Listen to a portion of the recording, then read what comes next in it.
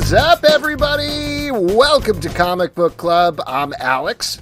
I'm Justin. I'm Pete. And we are coming to you live from a couple places on the internet. We're live on Facebook, YouTube, Twitch, Instagram, no longer X Twitter because they don't do that thing, and that's a weird place anyway. But they made some rules without telling us. They did make some rules without telling us. And we have a bunch of rules, or just, I guess, news and items to We're chat like with Outback you Steakhouse, Alex. No rules, just right. Things have changed. Okay, well, here's a bloomin' onion of information for you. First thing I want to mention to you all, I don't know if this got talked about on the live show last week. I don't believe it did, but we are hitting up Terrificon in Connecticut, August 16th through 18th. We're going to be at table 1224 in this weird podcaster section that's off to the side. At the very least, I'm going to be there with some swag and stuff to give away to you folks. And fingers crossed, I think we should be getting some good interviews as well. Hopefully, Pete and Justin are going to be able to make it up as well to bring the trio back together in some sort of time cop blob, I believe is what we called it. Would you call it a time cop? A time cop blob. You guys remember. Aaron C. Hollis. Okay, God, Pete is losing his mind here. If you are at Terrificon or in Connecticut, please do come by. We'll be there all 3 days, August 16th through 18th. Once again, table 1224. And as Pete not so cleverly teased here, once a month, we pay tribute to our Patreon supporters at patreon.com/comicbookclub. Anybody at the $5 and up level, we give a little thank you. So let's kick it off with Aaron C. Hollis. Adam Bass. Adam DeRose. You had all that time and you still screwed up his name. Yeah, Adam Marks. You don't know. It could be Bass. It's not. I said Adam Marks, Pete. Adriel Moreland. Okay. Elena Fontenot. Amanda Harris. Andrew Piermo. Andrew Tillman. 3 for 3. Beer Cat PhD. Carrie Matthews. Also, dude, the way you do the stack, don't come at me, bro. You murder names on the stack, so don't even. Okay. Christina Jaramillo. But these are the people that give us money, and we love them. Chris Terlizzi. That's true, we do. Clemens Luer. You missed Christina Rensfield. Oh, God. We're really messing up. Let's start at the beginning. We'll take it back to the top. Right, Pete? What? Corey Smoker. Justin? Damian Becton. Dan Snow. Daniel Fuentes. Daniel Pete the Poodle Cabral. Actor. Danny Heck. David Donaldson. Debbie Gloom. Dennis Scott. Derek Mainhart. Doug Sodaway. Dylan L.J. Eduardo Martinez. Emmett Quish. Ooh, sorry. Enrique Chumpes. Alex is out 1 week. Ian Rady. Ian Thomas. Isaac Carter. Jake Fry. James Connolly. Jaron Townsend. Jason Donahue. Jeffrey Whaley. John Henderson. Jonathan John. Jonathan McCool for school. Joshua W. Broxson for Joshua boxing. Wright. Oh. Kelby. Kevin Kleinrock. Karen Broderick. Cody Thomas. Lance Kaminsky. Liwana Thomas. Lucas Sink. Maddie. Matt Tice. Matthew C. Hernandez. Matthew DePalma. Matthew Schofield. Michael McAuliffe. Michael Tillman. Nelson Kelso Martinez. Nick G. Nick G. Grayson. Official CBC chef Brett Macris. Omnia Solar. Oren Dix. Otis Larson. Pedro A. Rangel. Provocative Ambulance. Rev Mikey. Robert Pedinato. Ron Hood. Roxanne Tyler. What's up, my mom? How shouts? Sarah Schottmuller. Sarah Schaefer. Scott Carpenter. Scott England. Severin. Stanley. Taylor Bryan. The Big Flood. The 12 Bench. Victor Perez. Will Buchanan. W.M. Leish. Zachary Bachman. And Zika's Viral Comics. Thank you all for supporting the show. Thank you to everybody who supports the show. If you would like to do so, $2 and up, you get not just our back catalog of podcasts from 2011 to 2023 that has thousands of podcasts, many of which are no longer online, but also access to our very active Patreon Slack, which is very fun. And we hang out. And, if any of you out there, if we have never pronounced your name correctly, please tell us and we will send you a special prize. Really? There may be some of you out there. Yeah, it's worth it. It's worth All it. right. We're not going to be. I can't make it to Terrificon anymore. I'm sending out a bunch of prizes over the next couple of days. All of those people get all prizes. All of those people, yes. Well, listen, beyond those people, we have two amazing guests for you tonight. Later on in the show, we're going to bring in Rodney Barnes. But right now, why don't we bring on the creator of Zip? He's all the way on the other side of the pond, I believe. Mike Scrase. Mike, welcome. Hi there. Hey, welcome. Well, based on your intro, I'm kind of excited to hear you guys argue about the pronunciation of my last name. Is it Scrase? Yes. Oh, I shouldn't have said. I could have gotten a really... Nailed it.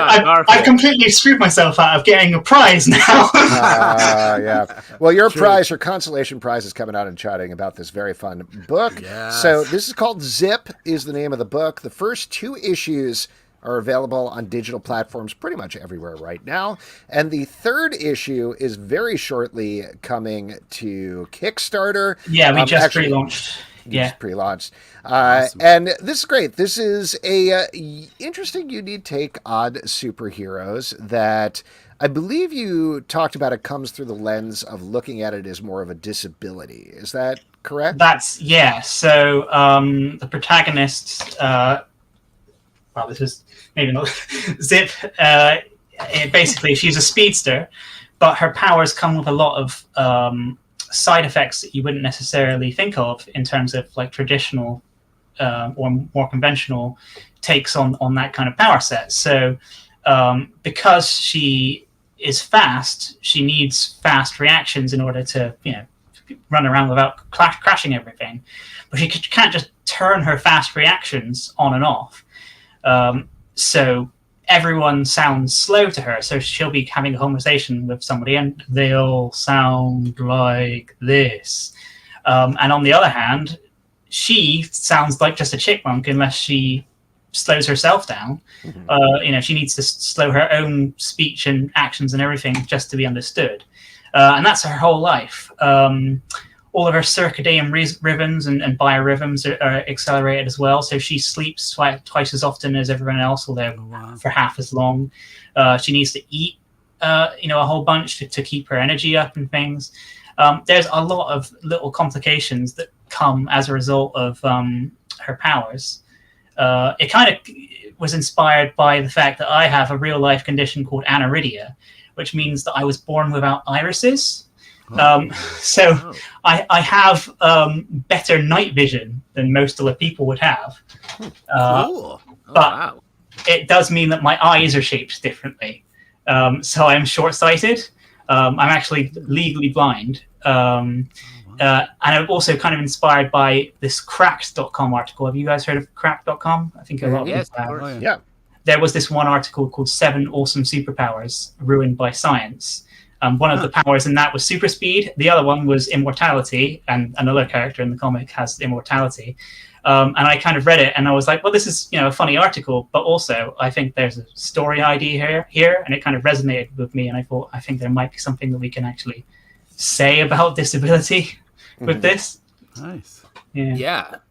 I love that, and it really shows in the book. It feels like it's been so thoughtfully, from your inspiration point, really thoughtfully brought out. It also reminds me of back in the day, the comic X Factor, Quicksilver. There was a big revelation there about how the reason he was sort of frustrated all the time is because of his super speed.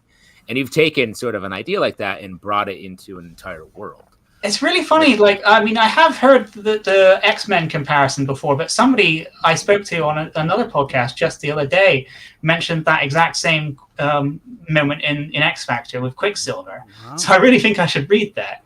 But yeah, it has been compared to X-Men before. I think of it as this comic is more to do with the subtler side of prejudice, the one fueled by apathy and ignorance, as opposed to fear and hatred, the way that X-Men was written. Because obviously X-Men was written back in the 60s when civil rights hadn't quite evolved the way they have today, and obviously it was originally inspired by the struggle of black people in America, whereas I'm really thinking about it in terms of more disability, because that's just where my experience stems from. So. Sure, well, it's very interesting reading the first 2 issues of the book because, just to mention, and I know you touched on this a little bit, but it goes beyond Zip, the main character. There are a lot of other superhuman characters you bring in, and they all do have this very similar grounding. Yes, and we're going to see another superhuman. We're going to be introduced to another superhuman in issue 3, actually, named Sunflare with fire powers. Cool. He's kind of retired from doing superhero type things. He just kind of wants to live his life because something I thought was like, well, in comic books everybody who gets powers turns into a superhero or a supervillain, but I think most people, if they got superpowers, they would be like, well, that's cool, but if I get shot, I'll still die. So but maybe not the life for me. There's a whole stay up all night, so I just go to my job and then go to sleep. Oh yeah, exactly. Well, there's a whole community of superhumans in this world. Zip is the lens through which we see the world, but there's a whole bunch of them. They're a minority group, but they're kind of a tight knit. They've got a tight knit community.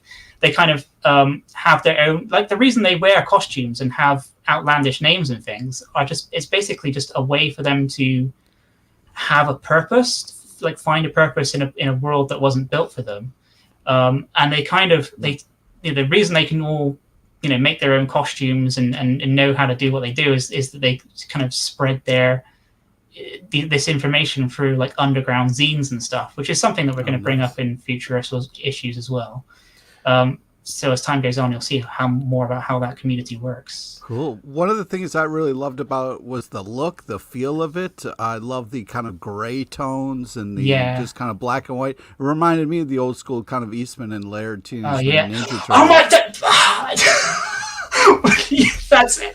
See, our artist San Espina stuff looks great in black and white, and when you think superheroes, you tend to think color, but it looked so good, and I love those old Kevin and Eastman. Eastman and Laird comics.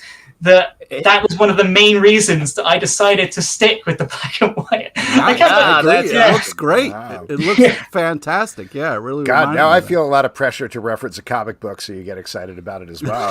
Exactly. I've never seen Pete hit so hard with an Eastman and Laird reference. Well, I mean, it's so weird that you guys brought up this Quicksilver thing, and now you're talking about Eastman and Laird, and like I've literally, because sometimes I just when I go on a podcast, my mind goes blank, and I'm like, when somebody asks me influences, I'm like, oh, I've forgotten everything that I've ever read. But so I actually made a Word document so that I could just read it and be like, okay, Mike, here's the things you like, remember? And one of the things on that list was the Kevin and Eastman Mirage comics. Well, it comes through, man. It really comes through in the work. Yeah, Alex, you really need to pull something out of your head. Oh, God. It really reminds me of Watchmen. Smart. Banger. Oh, God. Oh, I feel sick. Nice try. While we're talking about the art, I want to also shout out the layouts are beautiful in this book. Yeah, well, I can't. I mean, that's Sam. That's all Sam. Just so as to tell. Yeah, so people want to check it out. Yeah. We've talked about all of your great work and just the great concept. Yeah. But the design of this book and the art is so good as well. It meets your creative take on it's a great meld as well, Mike. So it's really cool. Really love that. Just to reiterate, that's an Argentinian artist named San Espina. And I mean, he's just incredible. Sometimes he reads my mind, but other times he does something very different, but it's always amazing no matter what happens. Cool. Yeah, and it's interesting because this really reminds me a lot of Mark Waid's Flash run. That's cheating. You're pulling a comment. No, that's me. That's my alt. Nat Townsend is my alt. Oh, boy. Commenter. That explains a lot. Okay, well, silence. That I'm going to take that as agreement. It's a hard no. Yes, I want to ask you about the release. I'm finding this quite entertaining now. I want to ask you about the release a little bit. So, like as we mentioned, the first 2 were put up digitally. It's interesting you mentioned zines because obviously this is self-released. You're releasing all 3 now on Kickstarter. Well, we have a publisher now, Marcosia. We were self-published at first, but now we have a publisher in Marcosia. All right. Nice. Well, what has that changed for you then? Well, we basically previously we distributed completely through Kickstarter. We're still funding our new issues through Kickstarter, but now Marcosia are selling our comics as they're completed on Drive-Thru Comics and Amazon. So you can read it on your Kindle, or you can get like a PDF from Drive-Thru Comics. They don't distribute floppies in print.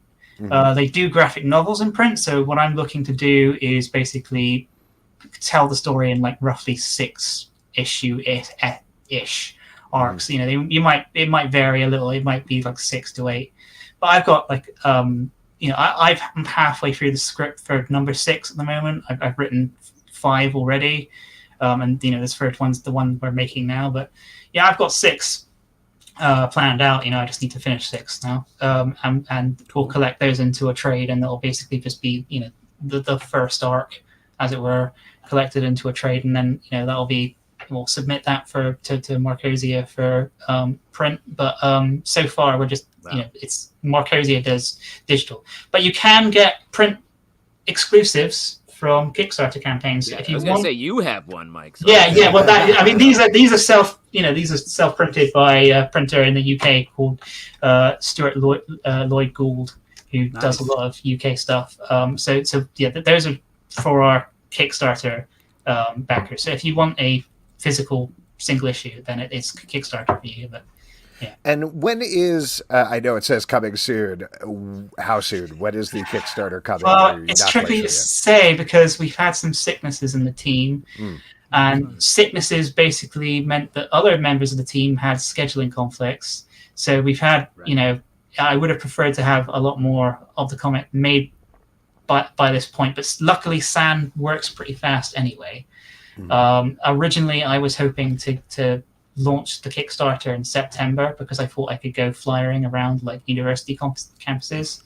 Nice. I thought that'd be a strong, because this is Bristol, the city that the comic is based and where I live, is a big university town, and a lot of students are going to be like brand new to the city, and they won't have spent all their student loan money yet. So I figured just go out and fly around campuses. But unfortunately, it might be October. If it gets too late in the year, I might have to delay it till after Christmas. But I'm hoping that won't be the case because that would be a long time in pre-launch.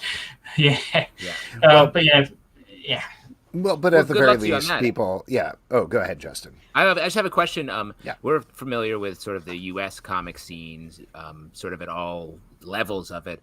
Can you talk a little bit about like what it's like in the U.K. connecting with other people in comics, or like you're saying, like reaching out to people at a university? Like, yeah, and Justin is asking because it's all islands, so you're all separated, right? Is that? Yeah, exactly. It's a united kingdom, though, Alex. So they probably. Well, okay. So this is something because like often people call the UK an island. It's not.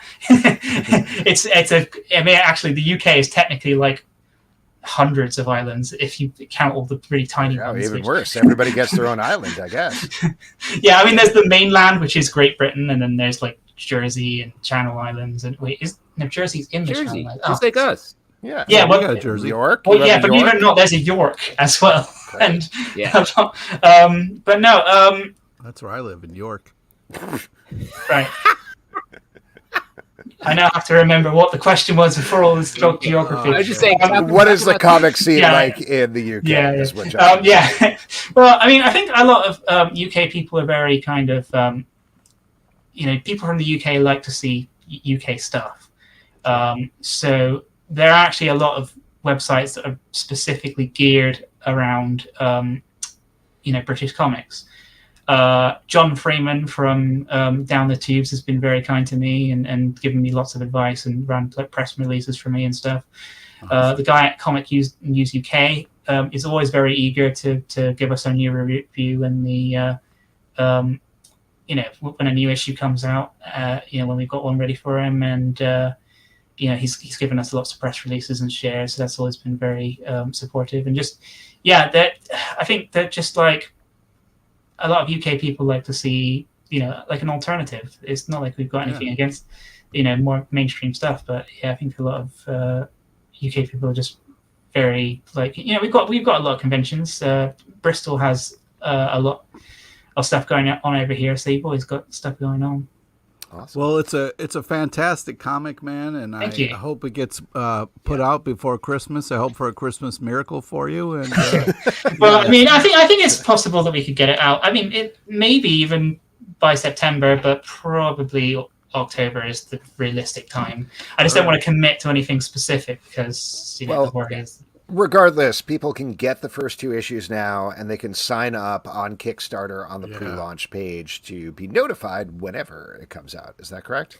Yes, that's correct. Yeah. Excellent. And people still have money in October because you guys also don't have Halloween, so they don't have to. We have Halloween, but people are really damp. They're just. They're really grumpy about it for some reason. Oh, it's an American thing. Oh, but it's fun though. Who cares? Right, exactly. Why not? Candy, come on. Yeah, well, it's hard because you gotta travel between the different islands to get the candy versus. I mean, some of them. Don't be that guy. Really, we already talked about this. I think you're thinking of the Bahamas, Alex. Have you been? Yeah, that's what we're talking about, right? Oh man, I believe. Anyway, Mike, as this devolves into insanity, thank you so much for coming on. Thank you. Congrats on the book. It's great. The book's so great. Can't wait for issue number 3. Thank you. Yeah, well, neither can I, because I think Sam's going to do a great job. Awesome. For sure. All right, get to bed. It's late for you. Thanks so much, Mike. Thanks for coming on. Take care. Thanks, Mike. All right. Once again, the book is called Zip. As mentioned, the first 2 issues are available everywhere digitally. Check out your favorite platform. And the 3rd issue, you can head to Kickstarter and sign up to be notified when that's coming. Let's bring in our next guest, one of our favorite comic writers who is also doing a podcast, but not a podcast like this, a scripted podcast. This is partially scripted. Not just saying. You guys got the script, I believe, that I sent out? No? Okay. Yeah. All right. Well, whatever it is, this is a awesome. I was about to say true crime, but that's not what it is. And Spooky Stories doesn't quite describe it either, but it's horror, called One Alex, Fool. Horror. Thank you. That's the word that I was looking for. I don't know, man. I wasn't here last week. I'm out of practice. Ladies and gentlemen, Rodney Barnes, welcome back. Hello. Hey. This podcast is great. It's called Run Fool, in case I forgot to say the name of it when I was introing it. It's from Ballin Studios, Campside Media, and At Will Media. It's been running for not quite 2 years now, but there's a bunch of episodes up, and it's basically just you telling these very eerie, very unsettling stories. Ooh. I love it. Like, I love the fact that it's just you being so into this stuff and telling us these campfire style stories. Where did it start? Did it start with that, or what was the impetus? No, it started with I was talking to the guys at Campside Media, and they were pitching me. They do a bunch of different types of stories. They do a lot of true crime stuff, and so they were pitching me adapting one of their podcasts to to make it into a TV show, and so. It didn't work out for a lot of different reasons. Still a great idea, but it didn't work out. But on our last conversation, because you usually have this goodbye conversation when something doesn't work out, they said, we really like your voice. If you ever, we talked like 6 or 7 times, and they said, we really like your voice, like your personality. If you ever wanted to do podcasts, let us know. Wow. Right. Sure, I would love to do a podcast. And there was a show I did on HBO called Winning Time about the Lakers. Yeah, Dynamite. Of course. And I did the podcast, the after show podcast for the show. And we won an award, a Signal Award or something for it. And the folks that produced that said, hey, you should do a podcast. So I always had this idea of reading scary stories because I grew up loving the Orson Welles, that kind of stuff. Not saying Orson Welles, but I loved hearing scary stories. So I pitched it to him. Hey, what if we did this folklorish type show where I read scary stories, but there's a certain math to the story. There's a horror element, but there's also sort of a folklore element where you get a lesson out of it somehow. Like there's a human aspect that walks with the horror aspect, which takes me to this guy, Stephen King. Yeah. And things I love about horror. And they said, yeah.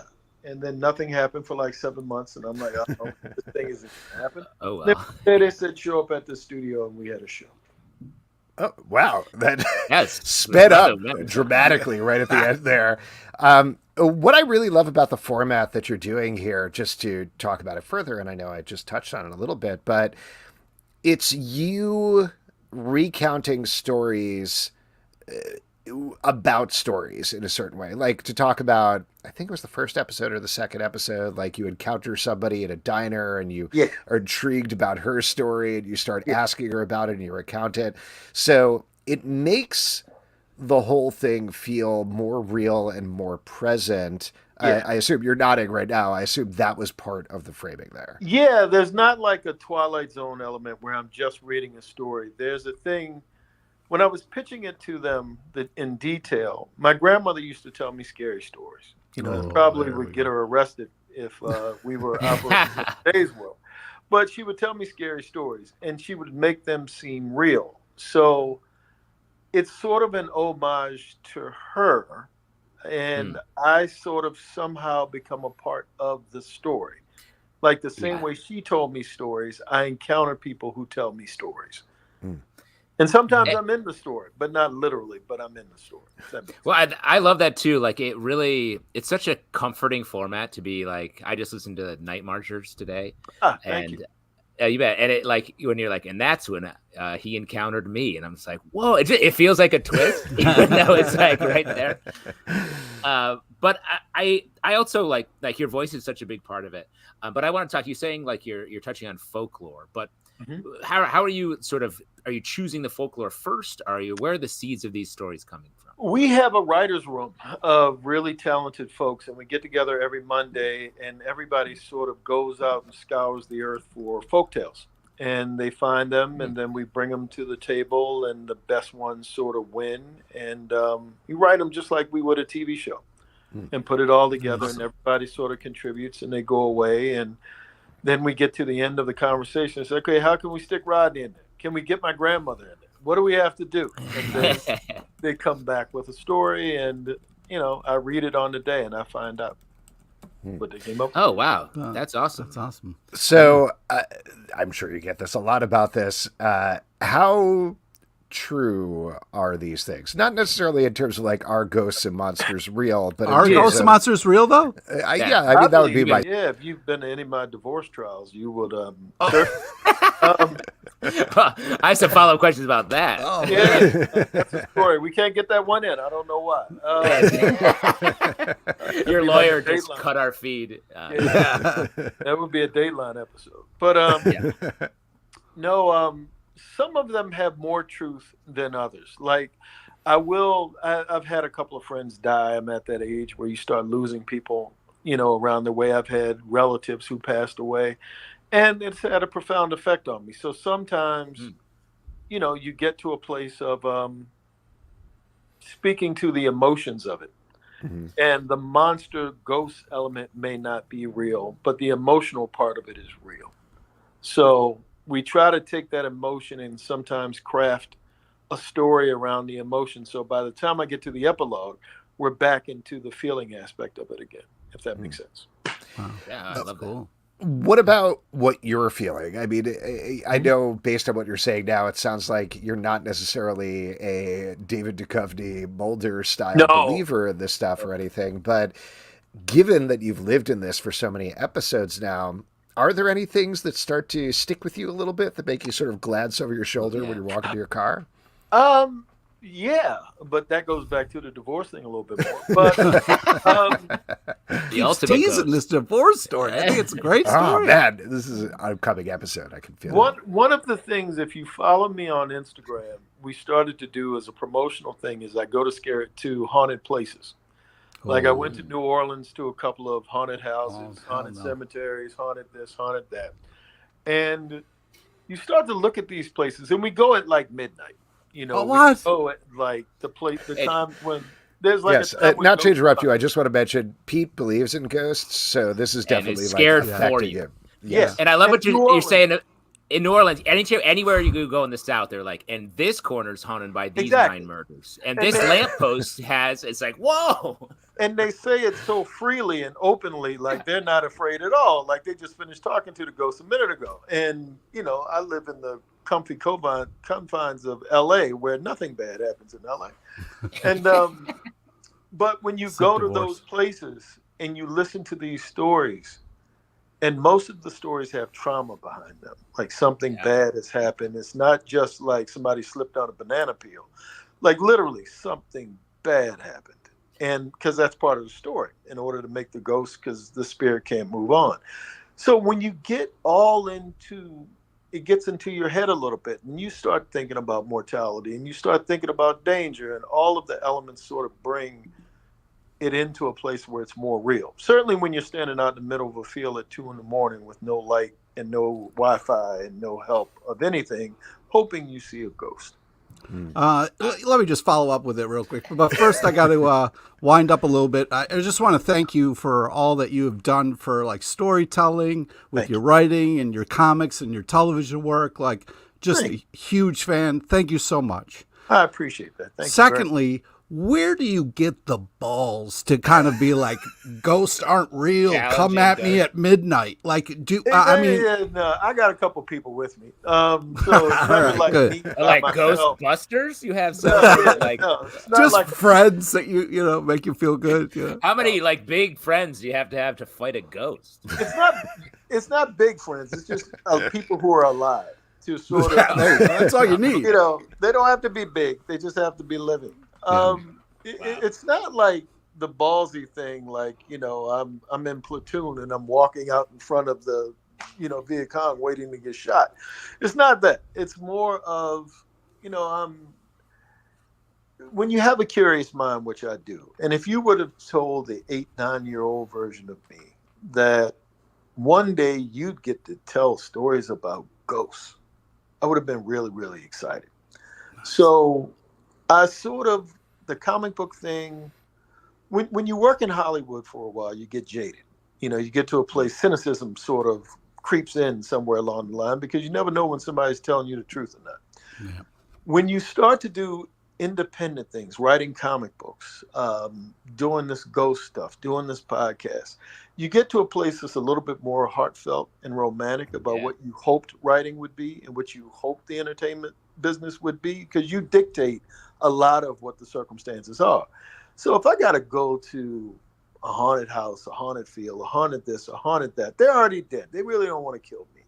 Maybe they do, but I haven't got that feeling quite yet. The intrigue behind it, when you mention the X-Files, or if you go back further, Kolchak the Night Stalker, and stuff that I've loved over the years as a kid, I'm tapping back into that, and it makes life a little bit more interesting.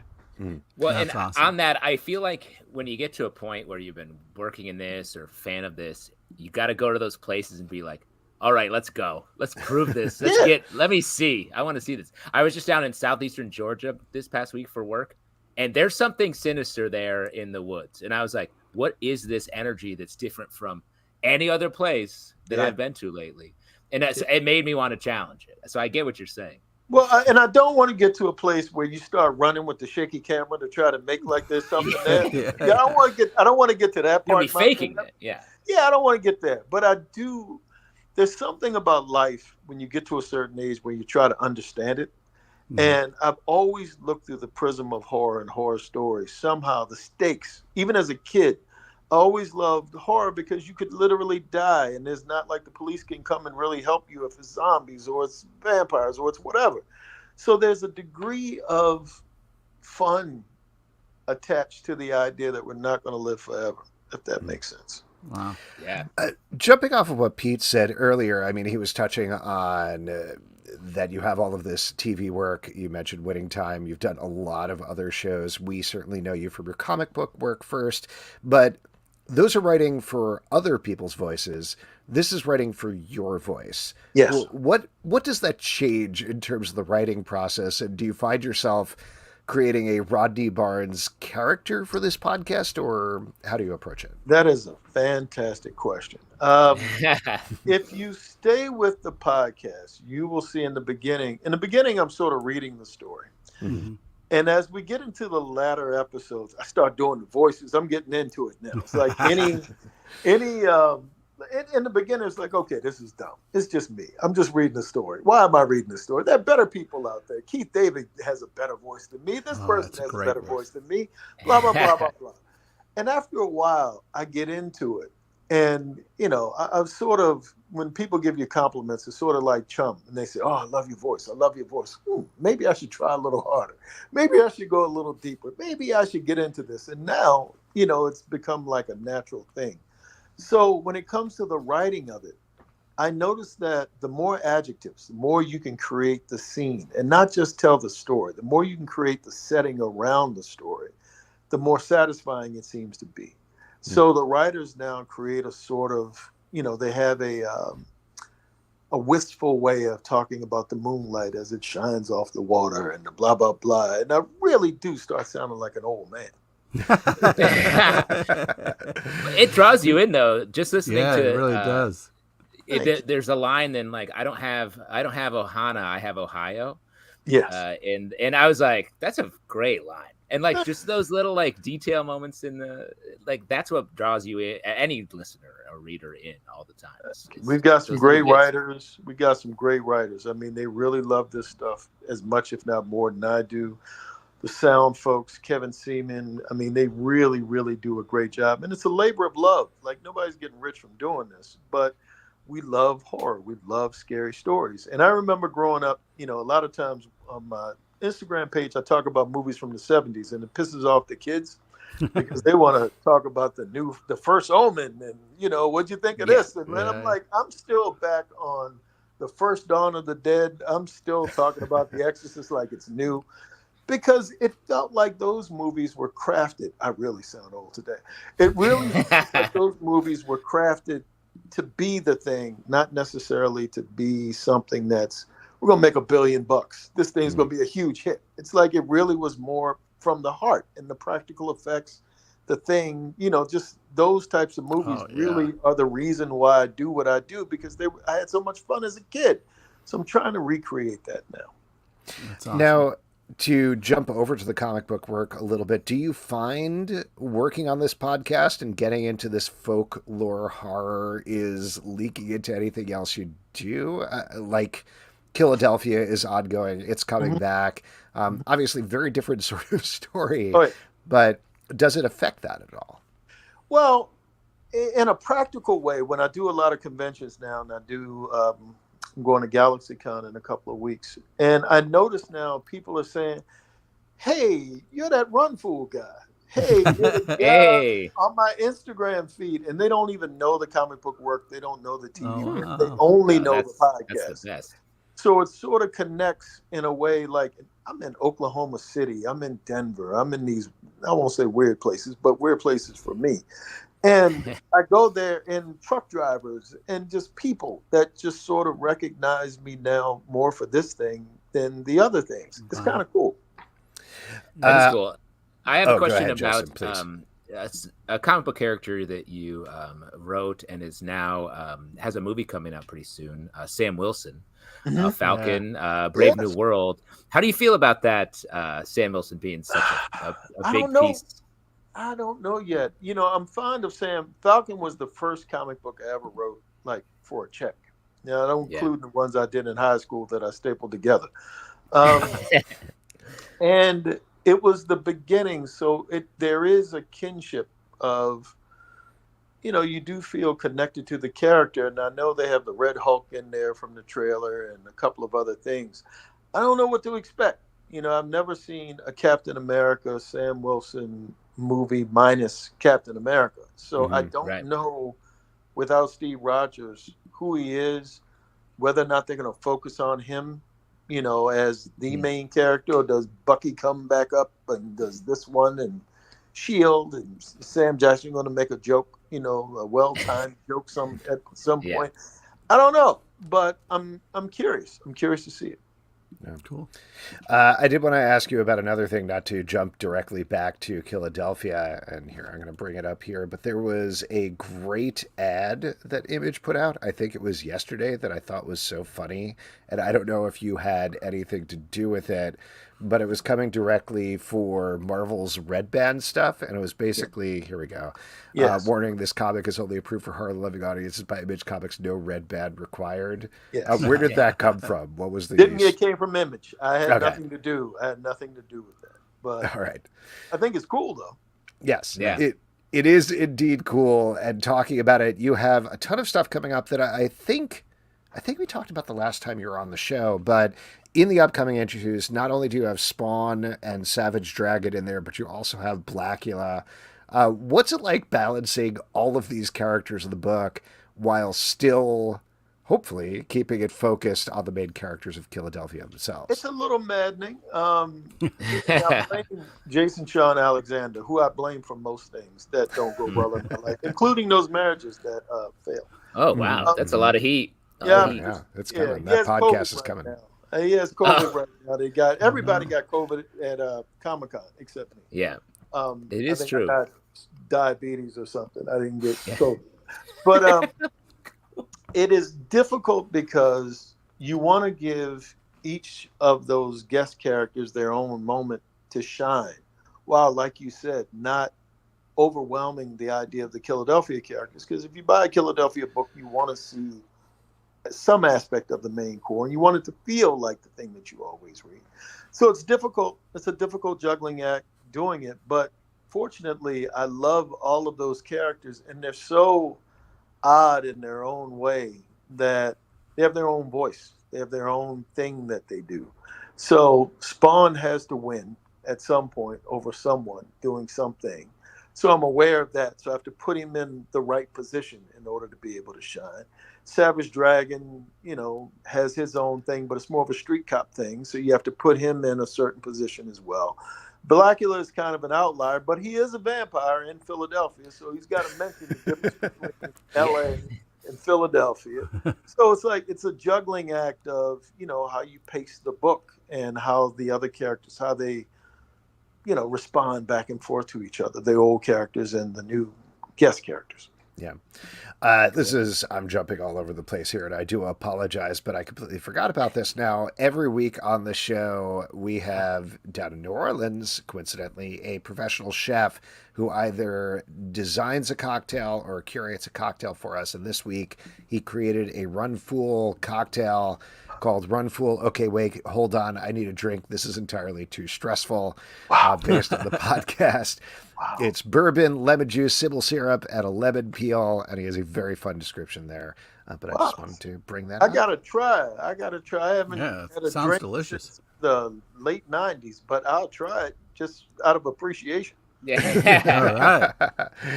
All right. Well, yes, there you go. While jumping around again, just to talk about comics a little further, you have a Black Label book with DC coming up called Batman Full Moon, which I'm very excited about. This sounds awesome. This is with, I'm going to mispronounce his name, but Steven Subik, is that? That's as close, because I've never heard him say his name, so I only have the same thing that you had. So. Okay, well, we love your writing, as we said, love his art, so this is a perfect marriage. What could you tell us about this book, if anything? It's going to be a lot of fun. The idea for the pitch came from, there's a famous Neil Adams cover of Batman being chained to the ground and a werewolf jumping at him. I have the t-shirt someplace. Should have worn that t-shirt if I knew you were going to ask that question. And hard to have a t-shirt for every question. Yeah, it's true. This is true. And I wanted to sort of duplicate, again, the feeling that I had when I saw that cover. And I love The Howling because I only love movies from the 90s down. And I wanted to recreate that feeling of The Howling and the viciousness of werewolves. It wasn't the Lon Chaney one from the Universal monsters. This was more of a modern idea of what a werewolf was, with the same sort of cursed feeling underneath of it too. So you get an opportunity for Batman to operate outside of Gotham City. You get some really rough stuff because it's a Black Label book. So you're gonna get the same stuff you get in Philadelphia. You're gonna get some arms being ripped off. You're gonna get some cuss words. You're gonna get some high-level jokes, some high-level profane jokes. Love that cocktail. Let me ask you. You said that you only like movies from the 90s down. what are some of the last movies that you love from the 90s? Like, hit us with this. I think it's funny to say 90s down, where that's where it's weird because the 90s feel like yesterday to me. When people say back in the day in the 90s, I'm like, wait a minute, that was like 2 weeks ago. Still there. Yeah, still there. I mean, the Wes Craven stuff towards the end of his life, I thought was pretty cool. I don't know when The Serpent and the Rainbow and those things came along. Ooh, wow, nice. You know, those movies, because you were moving into another era. And all joking aside, like, I dig The Conjuring. I dig the first Insidious. You know, those movies are kind of cool too. But, you know, the thing that I loved in the beginning, that Exorcist, Omen, Changeling, The Thing, all of virtually everything that John Carpenter's done, those movies created like a foundation. And because I'm so big, no one ever checked my age for these movies, so I just walked in, and I'm old enough where they would have like a kid double feature in the morning. So you would have like Flubber and Son of Flubber, and like from noon to 3 or 4 o'clock. Then this other thing would happen, and you would have Chuck Norris movies come right after that. And all I had to do was stay. If I had enough money for popcorn, I would stay. Stay all day. Wow. And I would watch movies I shouldn't have seen. I saw the Amityville Horror when it came out. Wow. I saw The Exorcist when it came out. I saw Alien when it came out. And some of these movies were rated R. And I'm sitting right there being fed and indoctrinated into this thing that still holds me to this day. Wow. It works. Cool. They got you. They got me. That's awesome. I'm in. Before we let you go, I know you have a couple of other things that you're working on. You're working on a couple of Star Wars books as well. You did an adaptation of Ahsoka. You've got Inquisitors, which, correct me if I'm wrong, I know you did Ahsoka. I know you did The Mandalorian. Is this the first non-adaptation Star Wars? No, okay. I did a Lando Calrissian. Oh, that's right. Okay. Nothing. That was my first Star Wars book. And then I did a IG-88 one-shot for War of the Bounty Hunters. So this is my third, and there's a fourth one coming, Lord willing, unless Lucasfilm changes their minds. So I'm doing pretty good with them. But I'm happy doing the adaptations. I mean, I'm happy just to be a part of their world. It's still a really cool world to be a part of. Yeah. Anything else you want to plug, though? Everything else is sort of in development. I'm writing a book with Sting, the singer, not the wrestler. Wow! I like to make that distinction. Either way, it would be great. I've got a mini series about the fighter Jack Johnson at HBO that I'm writing. Bunch of movies, bunch of things. So a bunch of stuff. You're a busy guy, man. I am. Thank got you. A lot of kids. Thank you for taking time out of your busy schedule to talk to us. We really appreciate it. The podcast is great. I'm a fan. I'm excited to be spooked out by it going forward. I appreciate it. Truly appreciate you guys. Thank you. All right. Thanks, Rodney. Have a good night. Bye-bye. All right, there we go. Once again, the podcast is called Run Fool. It's great. It is just like all of that, but just imagine Rodney Barnes telling you spooky stories while you listen to them in your ears. He's right in your ear. It's great. He's right there. It's so awesome. Good. So yeah, check that out and everything else we mentioned. And folks, we are going to move on with our next section, which is my favorite section because you all make it up. It is your audience questions. All right. And for audience questions, all you got to do is drop a question in the comments over on Facebook, YouTube, or Twitch. And maybe I'll check out Instagram. I guess we'll see what happens. Okay. But for the moment, what you guys drinking? What you drinking? Land Shark, Pete. We got it. Knock, knock. Who's there? Land Shark. There you go. Thank you. Yes, I made a little cocktail with a grapefruit tequila that I Stray Billy's cocktail, or just didn't. I went rogue with. I haven't restocked my bar in a while, but so grapefruit tequila, triple sec, and then a bergamot liqueur. So it's a very smooth margarita, which is why I'm calling it a smooth margarita. Excellent. I also didn't make the Stray Bullet cocktail because I didn't have a lemon around, which should be easy to get. That's the easiest ingredient. I know. I'm sorry. I just made it an old fashioned because that was very close. That was all the ingredients except for the lemon. So there. Just tell us a lie then. Tell us. Yeah, I made the cocktail. It was great. Good job, Stray Bullet. Well, listen, while we're waiting for questions to come in here, I feel like there's an order of business we need to discuss, you guys. Yeah, how was your trip? No, well, actually, there's a couple of orders of business I want to mention. First of all, we have a sponsor for this episode. Oh, hey, all right. What happens when a relentless robotic AI horde crash lands on a world full of fantastical creatures and magic-wielding sorcerers? Find out in The Few of Far Between #1, now available for pre-order on Kickstarter, written by Mad Cave Studios Talent Search winner Damien Becton. In this thrilling fantasy sci-fi comic, a black magic-wielding sorceress who reluctantly allies with a friendly, inferior version of the robot leaves a chosen few to prevent complete takeover. When these characters learn of a plot to sabotage the queendom that keeps them safe, fates get crossed, friendships are built, trust gets tested, and of course, lots of thrilling fantasy sci-fi action. The few and far between is Avatar: The Last Airbender meets The Terminator. That's a crazy crossover. Oof. And is for comic fans of Wind, Coda, and Black Cloak. Go to farbetweencomic.com to go directly to the Kickstarter campaign and sign up for the pre-launch or pre-order digital or physical copies of The Few or Far Between #1 today. That's farbetweencomic.com. Campaign ends September 5th. So there you go. Check that out. And we actually have an email question. This was sent to my personal address, but I'm going to assume it's for the show, or at least I'm going to kick that this way. This is from Devin. What is your opinion on Mutant Town in TMNT in the IDW comics? Oh, wow. Interesting. Pete, do you have, because this is some of the further away from your core 4 TMNT storytelling. That's right. So how do you feel about Mutant Town? I mean, who doesn't love Mutant Town? You know what I mean? A place where mutants can feel safe and, gather and, trade amongst themselves. You know what I mean? Oh, you like the trading that they're doing. I will say I understand it, but I don't like it, is my take on it. I feel like I feel conflicted because I like evolution in comics. I appreciate the fact that they're pushing TMNT forward and branching it out, but I feel like it goes against the core of TMNT to have too many mutants in there. Like, it makes them less special if they're like, we're 4 weird turtles who live in the sewers of New York City, and that's weird, and we have to deal with that. If there's an entire town there, they're not weird anymore. They don't need to live in the sewers. They could just move into Mutant Town.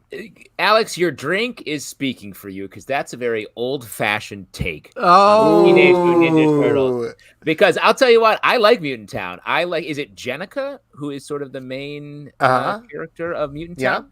I like all that stuff. It pushes it. It's a different direction, sure, but the turtles can still live in the sewers and eat pizza, just like we've seen them do 5 million times. And Jenica, where are they getting that pizza? Is my question. And it probably smells better. Does it smell better than regular food? I don't know. But Jenica, all that stuff that they're doing there feels very like Fifth Element sci-fi inspired, sort of like Blade Runner-esque in some ways. And I like that little world. I think they can both coexist side by side.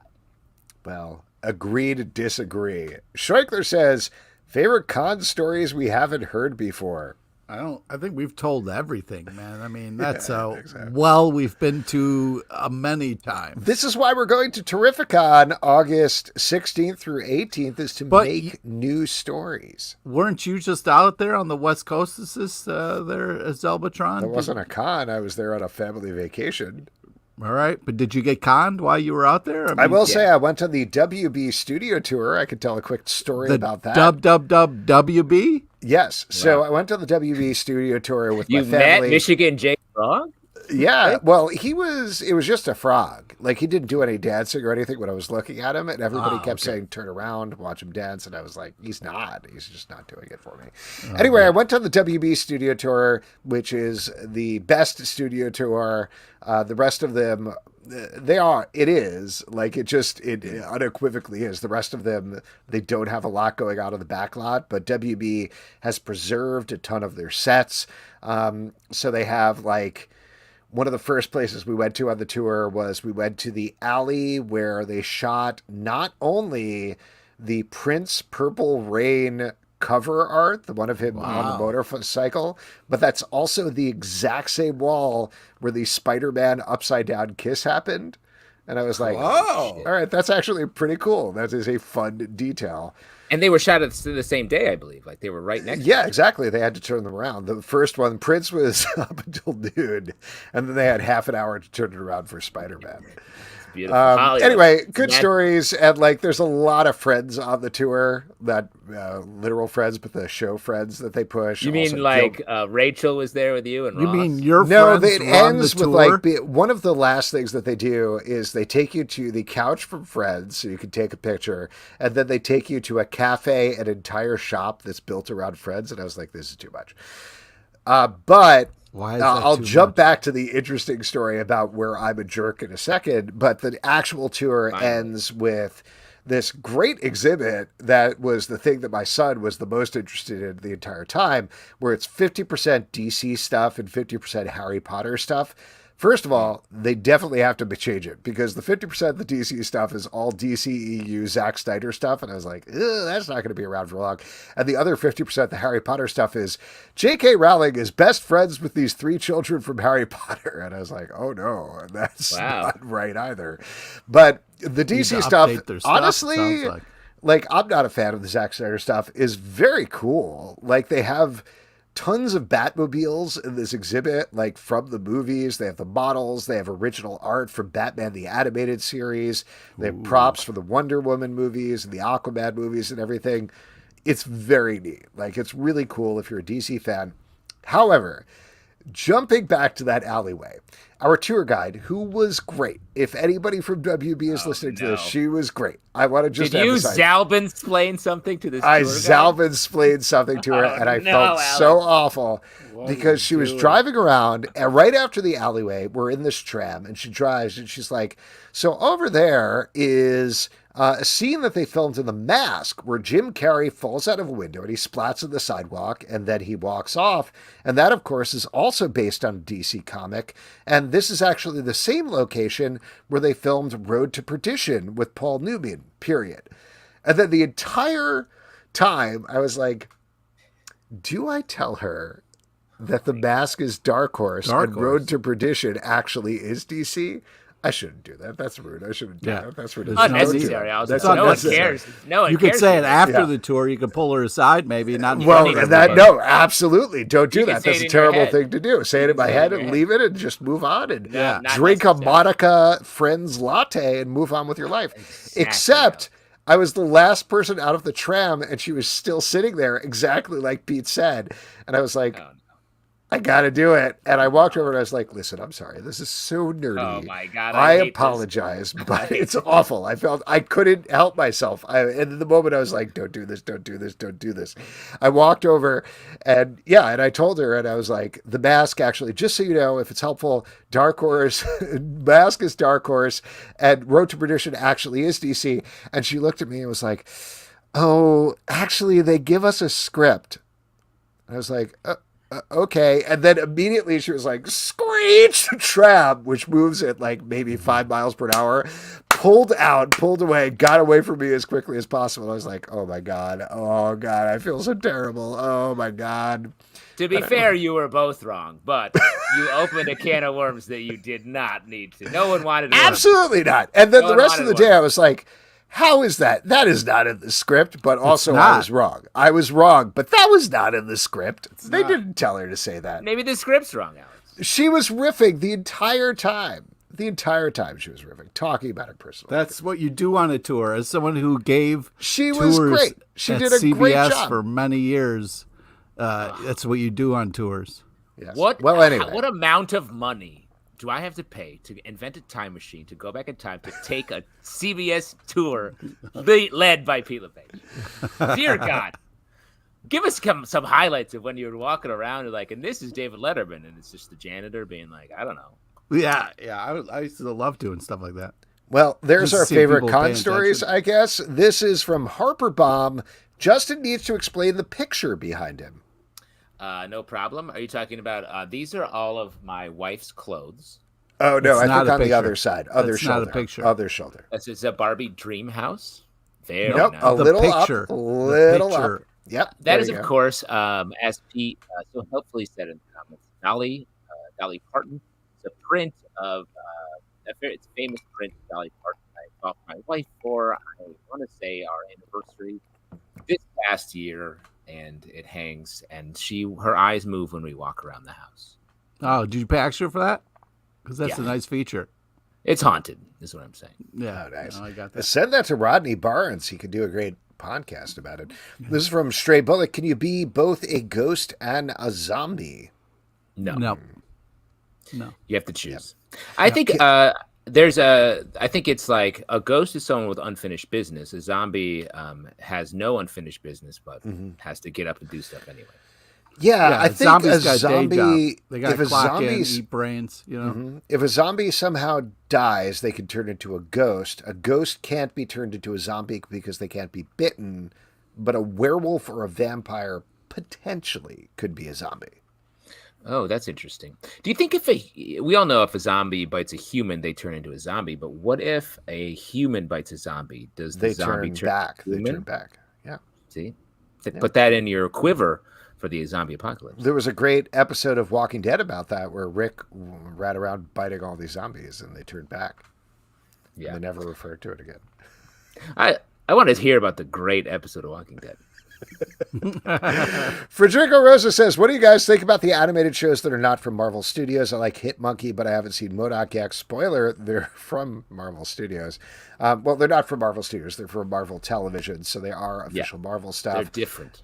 I didn't love them. Pete, I feel like maybe you watched Hit Monkey and liked it. Yeah, I mean, I like Hit Monkey. Out of the three of us, I'm a fan of Hit Monkey.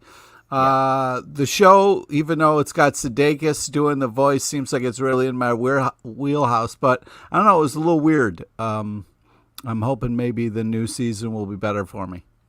Great. That's been out for months now, so. I think those shows were sort of Hey, fuck you, Zalbin. How's that? Just wanted to pause to let the fuck you train pass. I feel like those shows are, they've always been a little bit sort of, they're like the weird cousins from Marvel Studios, so they didn't put perhaps all the same resources that they have for their other shows. And as a follow-up, any predictions or hopes for D23? Kevin Feige is doing a presentation there this weekend. Obviously, there was big San Diego Comic-Con stuff that went down. But what do you think? What are they going to do Marvel Studios-wise at D23, if anything? Well, there's going to be some victory lapping, I think, on the Marvel Studios side from the Deadpool and Wolverine stuff. But I feel like they did a lot of their announcements. I feel like they're going to need to start promoting Brave New World pretty heavily. Yeah. So that would be the focus. I actually think, prediction-wise, I feel like we're going to get a Star Wars announcement of some sort. Yeah. I think it's time. Well, that's what Star Wars does now, right? Is announce movies and then never do them. So for sure. Come on, bro. Well, here's the thing. I feel like the Star Wars arm is maybe going to learn a little bit from the Marvel arm, who both were flagging at the same time. Marvel back on the upswing with Deadpool's big win money-wise. I feel like Star Wars needs to make a movie and then try hyping it for a while. They'll definitely do that with The Mandalorian, but I bet they announce something else and start hyping it to actually make it successful, rather than saying stuff and then never following up and then eventually being like, we're not doing that. Bye. Do you think they're going to directly do like a Deadpool and Wolverine, but in the Star Wars universe, like I don't know, Boba and Salacious Crumb, I think is the closest analog. His name is Salacious B. Crumb, and he is the Deadpool. Justin. He's the Deadpool of Star Wars. Is that what you're saying? No way, dude. No, he's the Wolverine of Star Wars. Yeah, no, he's too short. God. He's too short. Yeah. R2-D2 is... R2-D2 is Wolverine. What? He's the Wolverine of Star Wars. I mean, you're not wrong, I gotta say. No. R2D, you see when he pulls out his little zapper, that's his... Yeah, exactly, dude. Gets it with the zapper. He's the best there is at what he does, and what he does is be an adorable little robot. Runs the whole show, dude. Everything goes through R2, dude. Come on. Makes sense. They took the coolest, most understandable character and made him the center point of the franchise. Short king, I feel R2D2 is more of a Deadpool. If you knew what he was saying, you wouldn't believe the amount of shit that he's talking in his beep. Oh, I know. Yeah. It's He's a shit talker. It's a lot of swearing. Nelson Kelso says, are you guys looking forward to the Borderlands movie? Will you check it out in theaters? That's a big no on both points from me. Well, when I saw this trailer, I was like, this is like a Guardians take. Are we doing Guardians? It's like a Guardians for this video game. And I was like, it's so fun. You should have done this homage style movie like 8 years ago. Something. I don't know, man. I don't know anything about the games, to be clear. So maybe this is right on target with what people are expecting. Yeah, maybe it's going to be great, dude. Maybe. Yeah. I agree. It's just when you watch the trailer, I didn't take a lot away from it except for like a Guardians of the Galaxy found family, everyone's got something to say vibe. And it just it felt like something I've seen before. Yeah. Which is I would not expect. Pablo D. Martinez says, what comics did someone recommend you and was happy you bought it as a trade later? What's some recs that you that really panned out, I guess is a good way of saying that. Also, what's up, Pablo? Yeah, nice. I mean, Mutant Town from Teenage Mutant Ninja Turtles. Yeah, Mutant Town for sure.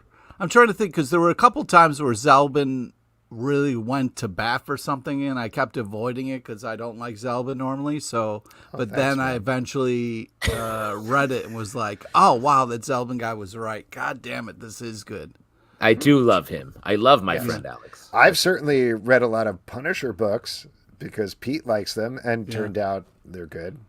Yeah, how about that? I think the quote-unquote recommendations we make to each other, I don't think those count as really like trying new material here, guys. Like we're talking about outside recommendations, I feel. Well, back in the day, we used to recommend stuff and we'd go separately to stores and then bring back our collections to make the stack. We're too old. We can't make it to the stores. Our old bones. Yeah, can't walk up those Midtown Comics steps. I miss those steps. I mean, I will say like something like Death Note back in the day was a outside rec that then I was like, this is very cool. Yes. We have one last question. What, that's it? Yeah, no, I don't know. What do you mean? There's a couple more questions. Oh, do we? Yeah. Like what? Well, I wanted to get to this one.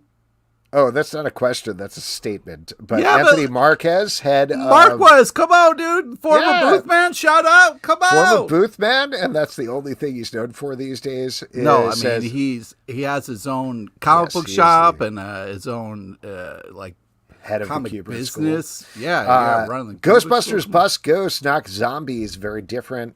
Very true, unless I believe you watch the real Ghostbusters, where they do that probably. Ooh. Yeah, that's true. That's the only and we do have this last question here. This is a really good one for our comic book show from Pablo. VP Harris has chosen her VP. Thoughts? Yeah, I think we're all on this podcast balls to the waltz, ready to go. I agree. And we are going to move on with our, but you could get bitten by a zombie, die, be a ghost, and your body walks around as a zombie. No, at that point, you're a ghost. You're not a zombie. Stick to what you know, which is delicious cooking. Okay. Hey, don't tell him to, no. No. I'll say whatever I want. I'll say whatever. All right. It is time for our next section, which is trivia. And for that, we're going to turn it over to Pete LePage. Hi, Justin's family. Hey, this is the part we give back to you, the lovely audience. It's an opportunity to win $25 free to Midtown Comics online. Because if you had $25, you probably want to go to a comic book shop. So we just need a first stand up, a brave volunteer, somebody. Pete, what was the dead celebrity that you paid tribute to last week? Pip. Pip gets to skip the line? He didn't. Pip don't skip. Pip don't skip. Hey, first off, Zelbin, check your tone, all right? Put some respect on that because Pip was a legend. Rest in peace. Pip is my dog, by the way. One of the greatest members of this podcast of all time. Mm-hmm. We have a couple of entries here. David Quinley, Easy Reader, and Jose Lopez all say me. Jose Lopez, I don't think has ever done it. Nothing against our other two submissions, but I feel like Jose. All right, Jose. Cool. All right, here we go. Today's trivia is about the amazing comic Murder Falcon, and a small nod to the legend Kinky Friedman, R.I.P. Please listen to all three options before making your selection. Oh, did you really just say who? I'm looking it up. Oh, my God. All right, yeah. Anyways. Question number 1, here we go. In this amazing comic... June 27th, Pete? That's how far back you are? I had to move things around. Okay? I don't appreciate what your tone or where you're coming from. All right? Why don't you go back to California? Let me try this again. Things were easier there, man. I bet. I went to Super Nintendo World. Mario's my friend now. If you were his friend, I hate to break it to you. Mario. He's friends with everybody. All right? Wow. He's friends with everybody. He blinked his eyes at me. And his brother. You're not special. You're not special.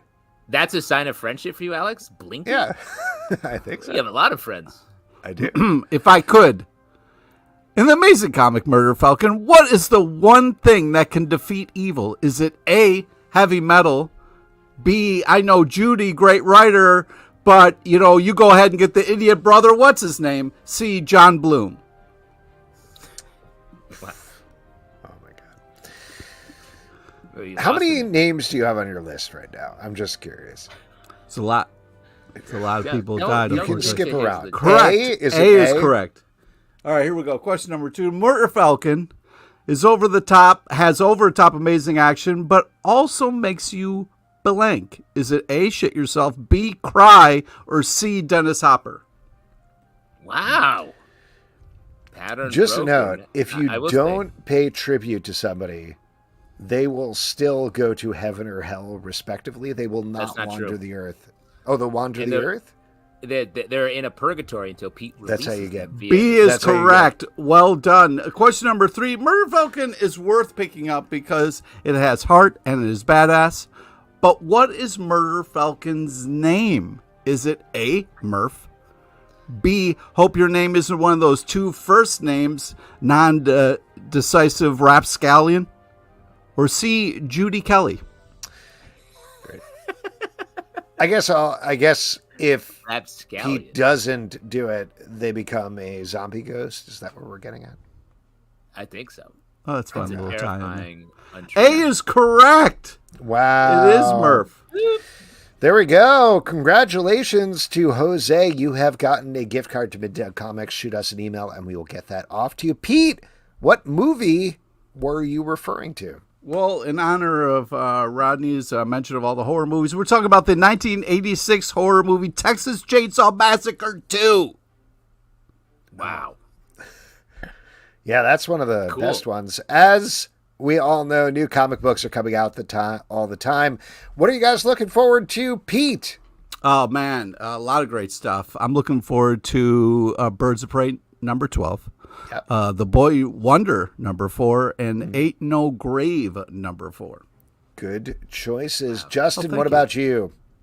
So many number 4s. I gotta also shout out Boy Wonder number 4. This comic has been so good. I am very much looking forward to these standalone stories that really focus on different Robins. Really cool art. I believe the writer-artist is named Junie Ba, and it's just lights out stuff. Unbelievable art. Don't undersell the art on this, bro. I mean, the comic I'm most excited about is Uncanny X-Men number 1 from Marvel by Gail Simone, art by David Marquez. I mean, the X-Men relaunch, it's I'm not quite sure what's happening here with it. It feels a little like it's a new beginning, maybe. Yeah, it's a new beginning. This comic, I think, is the core, is my guess. Gail Simone puts the heart into everything, and I feel like this one is going to be that. So I'm very excited to read it. I'm excited for that as well. I'll also give a shout out to Absolute Power number 2 from DC Comics. The first issue was so tense. I got much more into it, and I've really been enjoying the spin-offs quite a bit. Also, the Deviant number 7 from Image Comics, Joshua Hickson and James Tynion IV have been crafting a terrifying horror tale that is very upsetting and really just unnerves me every time I read it. I'm also curious to check out Blood Hunters number 1. That's written by Erica Schultz, who is great She's been crushing it with everything, so that'll be interesting. Blood Hunt continues. Welcome to the Blood I could shout out so many here, but just two real quick. Public Domain #7 by Chip Zdarsky. I've been loving that since he came back from the break. And A Vicious Circle #3 from Boom Studios has been this wild time travel thriller from Mattson Tomlin, who had the show probably a year or two ago at this point, and Lee Bermejo, who is doing the art of his career on this book. So excited to see how that wraps up. All of those books are going to be in our Stack podcast that posts Wednesday, 9 a.m. in the Stack feed and the Comic Book Club feed. So check it out. And folks, that is it for this week's show. Couple of people we want to thank before we go. We want to thank Mike Scrase. Check out Zip. That is on digital platforms everywhere. Also, Rodney Barnes. You can listen to Run Fool wherever you get your podcasts, as well as everything else. Definitely check out Philadelphia, fun book. Next week, we're going to have a pack show. Tracy Butler is going to be back on the podcast to talk about Lackadaisy Volume 2. Joe Corallo and Butch Mappa are going to be here to talk about Kardak the Mystic from Archie Comics. And Christopher Butcher from Manga Splating is going to be here as well. Don't forget to check out Comic Book Club News, our comic book news podcast that's posted Monday through Friday every day at 6 a.m. Patreon.com/Comic Book Club. Support this show and all the shows we do. Don't forget to subscribe on Apple, Android, Spotify, or the app of your choice at Comic Book Live. On Twitter/X, Comic Book Club Live. On Instagram and TikTok, comicbookclublive.com. For this podcast and many more, until next time, good night. Good night, thanks, everybody. Appreciate you out there. What's up, Teddy Ford? Let the secret leak. And occasionally they let that special guest speak. So grab your written hammer. Don't be late for it, 'cause their girlfriends can barely tolerate it. Coming back live. Coming back live. Coming back. Coming back.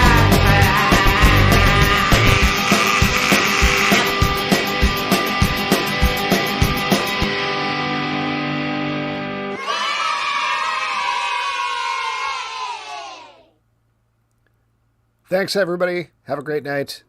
Take care of yourself. Good night, everybody.